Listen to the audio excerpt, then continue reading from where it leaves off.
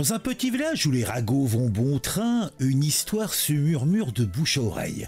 Celle de Jeanne, une femme au caractère bien trempé qui a décidé de ne plus se laisser faire. Tout est réglé, dit-elle, avec ce petit sourire en coin qui fait que, eh bien, le boucher lui ferait bien son affaire. Elle a envoyé son mari violent au tapis d'un bon coin de poils bien placés. Les voisins, d'abord choqués, ne peuvent s'empêcher de rire sous cape.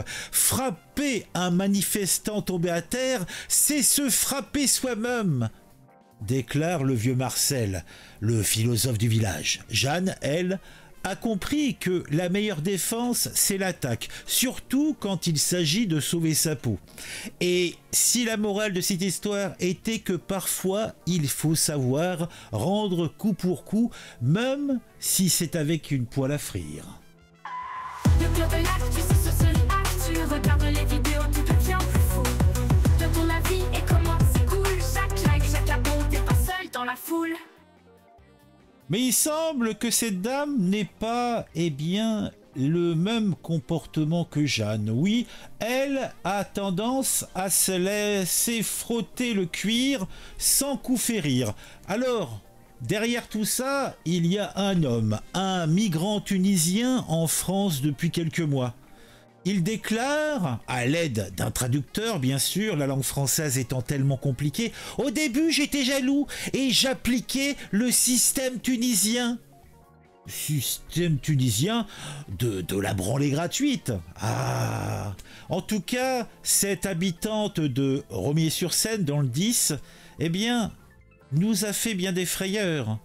Et en plus, la pauvre va jusqu'à aller au tribunal protéger son amoureux. Quelle belle histoire. Donc, je vais vous raconter un petit peu tout ça. Alors déjà, sachez-le, ce monsieur est en situation irrégulière et il dérouille sa future épouse et se retrouve bien sûr incarcéré. Ce monsieur est un Tunisien en situation irrégulière sur le point d'épouser une Romillonne. Ah, c'est l'amour fou. Et là, il est condamné et incarcéré aussitôt après avoir utilisé son poing contre sa future épouse, sa dulcinée. Elle est quand même intervenue à la barre pour le défendre. Oui, c'est beau, c'est grand, c'est fort. Tout est réglé entre nous. Ces enfants sont comme mes enfants. Je ne l'ai frappée qu'une fois. Je me suis énervé parce qu'elle était alcoolisée. Et il déclare tout ça à la barre avec l'aide d'un interprète. Alors, comment se nomme-t-il? Il s'appelle Sami Lazar, un Tunisien de 29 ans, en couple avec une Romillonne depuis plus d'1 an.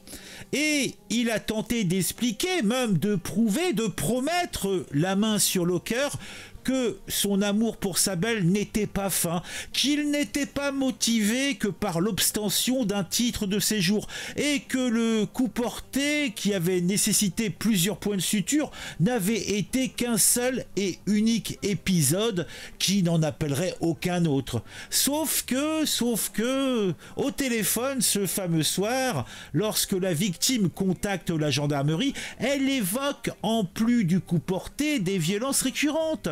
Elle dit qu'elle s'est pris une droite et non une gifle et qu'il faut agir vite à rappeler le paquetier à la barre.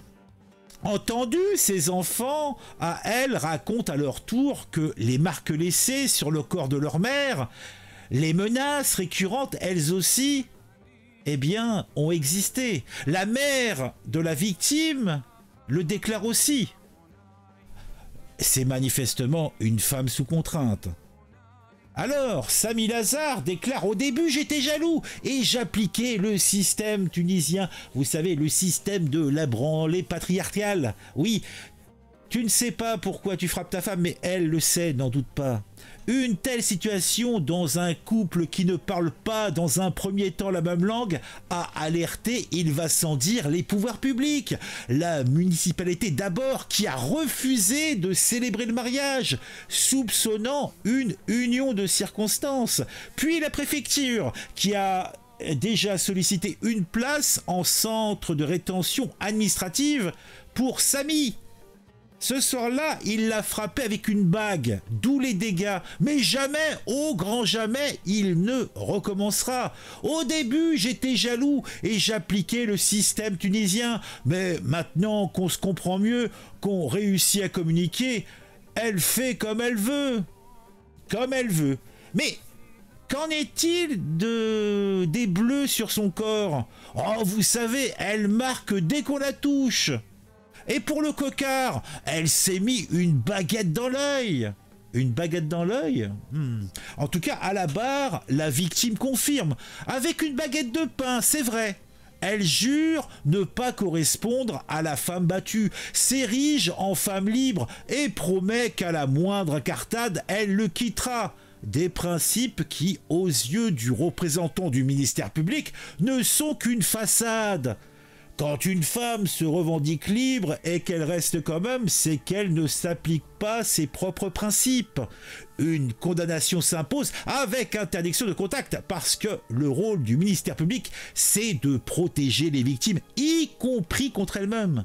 Donc, 16 mois de prison, dont la moitié assortie d'un sursis probatoire avec interdiction de contact, maintien en détention et interdiction du territoire français pendant 5 ans.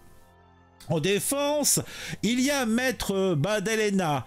Lui a plaidé pour que le contexte ne vienne pas polluer le dossier d'un fait unique de violence volontaire sans ITT reconnu par monsieur. Les suspicions de violence habituelle, de mariage forcé, vous n'êtes pas saisi pour cela. Il l'a rappelé au tribunal. Après en avoir délibéré, le tribunal a revu à la baisse la peine proposée par le pactier et a condamné l'homme à 9 mois, oui, 9 mois de détention, ainsi que l'interdiction de paraître au domicile de la victime pendant 2 ans, oui, 2 ans. Ah, alors, n'est-ce pas terrible de séparer deux êtres qui s'aiment? Alors, la dame, lui, a 29 ans, elle a des enfants assez grands pour témoigner, donc elle doit avoir quelques heures de vol. Tout cela n'est point beau, tout cela n'est point propre, je vous laisse juge. Dites-moi en commentaire ce que vous pensez de tout cela.